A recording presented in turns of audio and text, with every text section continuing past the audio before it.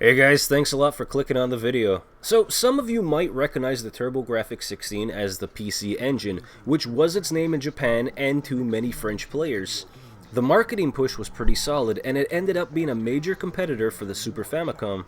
But here in North America, the TurboGrafx16, same console, just a cooler name and a different body, didn't get the same marketing love and launched around the same time as the Genesis and the Super Nintendo. The original console, along with the TurboGrafx16 add-on, gave rise to some of the most innovative and creative games of that time, showcasing hardware that was all about looking ahead. From legendary franchises that outlived the console to those hidden gems with dedicated fan bases. When the developers really focused on crafting amazing experiences for the TurboGrafx16, it was right up there with Nintendo and Sega. Now these are just regular TurboGrafx16 games, no CDs here this time. Maybe we'll save that for another list on another day. Otherwise, I think we could all agree that Rondo of Blood would probably be number 1. As always, if you have a different ranking or you feel that there was a game that deserved to be mentioned, let me know about it down in the comments. Here are the 15 best TurboGrafx16 games. Starting off our list at number 15, Alien Crush.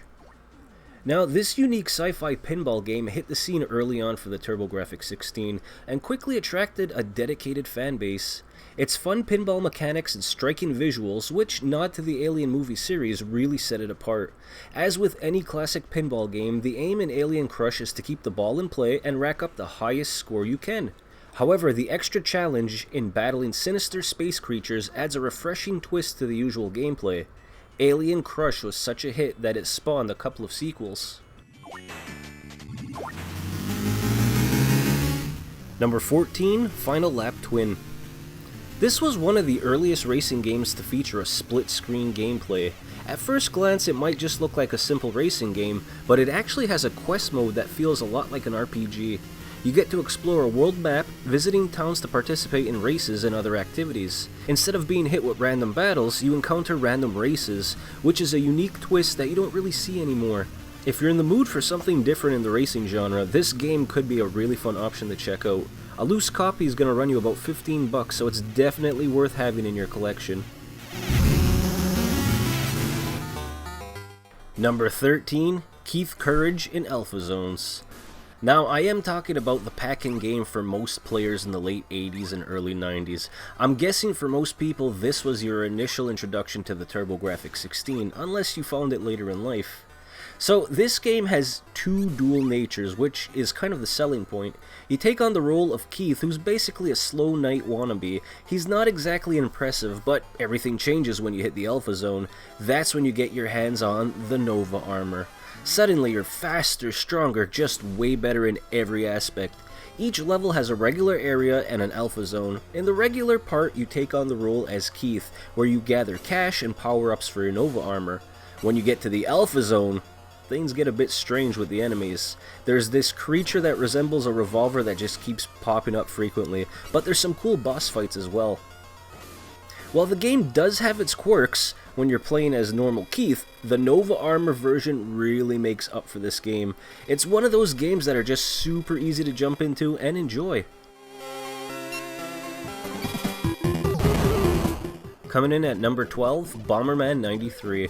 Now, Bomberman 93 is a standout title in the beloved Bomberman series, sticking to its classic formula of fast-paced, puzzle-driven action. Players take on the role of Bomberman, maneuvering through intricate mazes while using bombs to clear obstacles and take out his foes. The game introduces fresh elements like teleporters and the conveyor belts, which enhance the level design and keep the gameplay exciting. With its engaging multiplayer mode and delightful graphics, Bomberman 93 continues to be a cherished gem of the TurboGrafx16 library.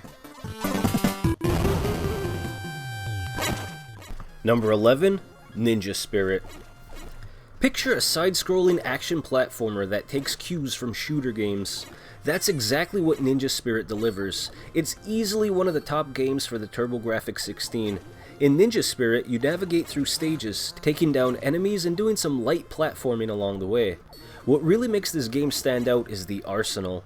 You've got 4 different weapons at your disposal, and you can switch between them at any time. These include both projectiles and melee attacks, and the best part, you never run out of ammo. The game also introduces a cool twist with the spirits, duplicates of your character that move alongside you. You can have up to 2 spirits at the same time, and they attack whenever you do. This is where the shooter vibe kicks in. A really great game. Number 10, Military Madness. Back in the day when popular strategy RPGs like Dragon Quest were pretty much a no-show outside of Japan, Military Madness was like a refreshing breeze on the TurboGrafx16. The game takes place on the moon, where an epic battle unfolds between an Earth army and the invading alien forces. If you've dabbled in strategy RPGs before, you'll recognize all the classic elements in Military Madness. What's really cool is how groundbreaking it seemed for gamers outside of Japan in the early 90s. Plus, it totally nails that outer space feel. Honestly, I didn't care for this game when I was a teen, but now it's pretty friggin' awesome.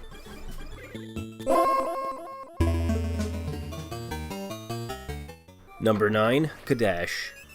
Now, Cadash offers a cool mix of action and RPG vibes, letting players pick from different character classes like fighters and mages.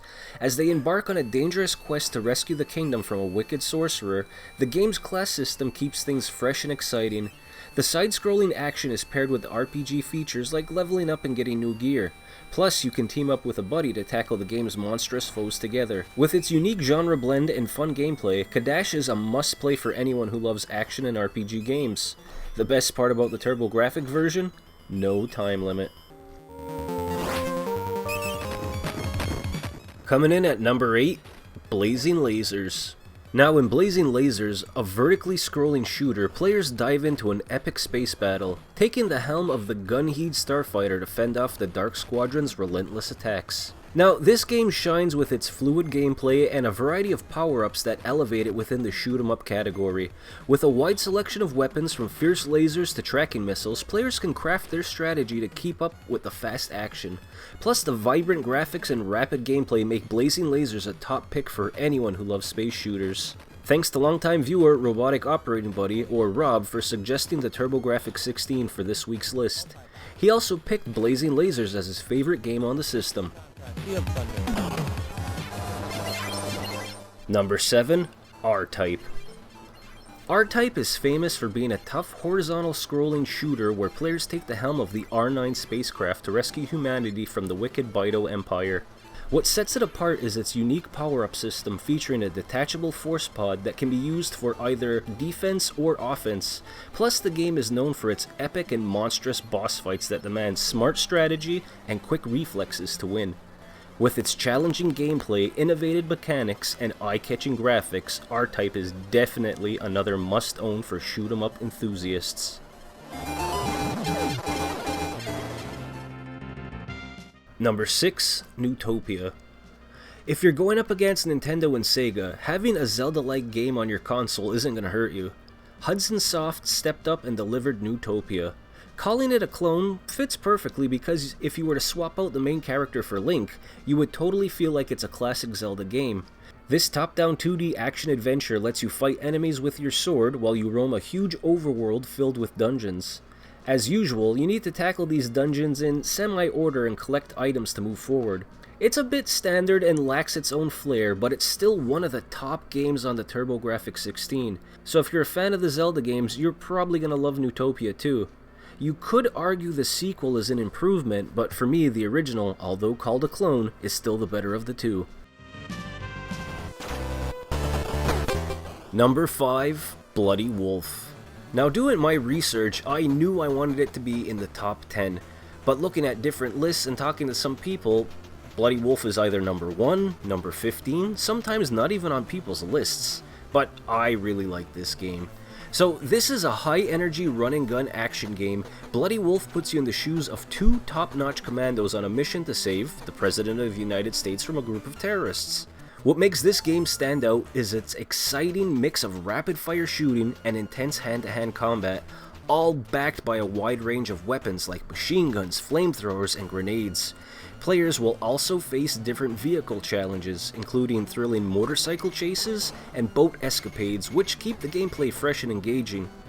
With its non-stop action, heart-pounding excitement, and an electrifying soundtrack, Bloody Wolf delivers an unforgettable experience for gamers, a definite must-have for any TurboGrafx16 library.